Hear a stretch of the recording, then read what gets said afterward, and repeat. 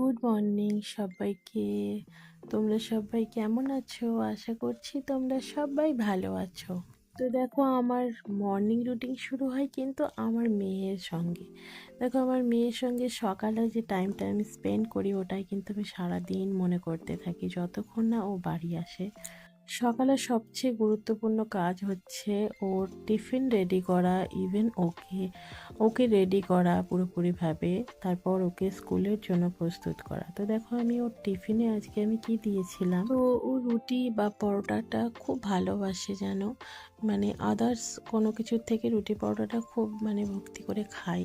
এই জন্যই কিন্তু ওর জন্য আমি একটা ডিমকে ভাজা করে আর একটু পরোটাটা একটু ছোট ছোট করে কেটে দিয়েছিলাম যাতে ওর খেতে সুবিধা হয়। তো এটা কিন্তু ও পুরো কমপ্লিট করে শেষ করে চেটে পুটে খেয়ে নেয়, যেন পুরো শেষ করে টিফিনটা নিয়ে আসে। তো ওকে পাঠিয়ে দেওয়ার পর কিন্তু আমি সংসারের সমস্ত কাজ কমপ্লিট করে নিয়েছিলাম। দেখো রান্নাঘরের কি অবস্থা, সব কিছু একেবারে অগোছালো হয়ে আছে। তারপর আমি রান্নাঘরটা ক্লিন করে রান্না টান্না সব কমপ্লিট করে নিলাম। তারপর কিন্তু আমি লাঞ্চটা রেডি করে নিলাম। দেখো, লাঞ্চে আমরা খেয়েছিলাম আজকে খুব সিম্পল একটি খিচুড়ি মতো বানিয়েছিলাম, যেটা খেতে খুবই অসাধারণ লাগে। মানে সিম্পল খুব, কিন্তু খুব ভালো লাগে ছোলার ডাল দিয়ে। মানে নন ভেজ না, ভেজ, মানে পুরো প্লেন একদম আলু দিয়ে। তো আমরা এটা প্রায় দিন বানিয়ে থাকি, যখনই কিছু রান্নার খুব একটা জোগাড় থাকে না আমরা এটা বানিয়ে। আর তার সঙ্গে একটু গরম গরম ডিম ভাজা, ব্যাস। তারপর কিন্তু সন্ধ্যার সময় আমার আম্মু রেখেছিল রোজা, তো যার জন্য কিন্তু আমরা ফলগুলো সব রেডি করে নিচ্ছি, মানে ইফতার ইফতার রেডি করতে করতে তোমাদের সঙ্গে কিছু গল্প আমার ছিল। যেমন কিছু কিছু আমার বন্ধু আছে আমার থেকে একটু বড় ব্লগের আশা করো। আমি তাদের নামটা মেনশন করছি, যেমন হাসিনা।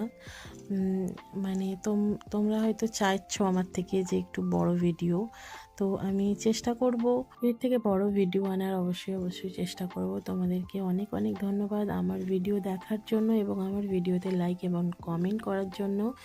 তো দেখো, এই জিনিসটা তোমাদের সঙ্গে শেয়ার করি। ঝুড়িটি কেমন লাগছে বলো? খুব দারুণ লাগছে না? যখনই কোনো কোথাও দেখি যে কিছু সাংসারিক জিনিস মানে বিক্রি হচ্ছে, তো দেখেই মনে হয় যে একটা আমি নেবই।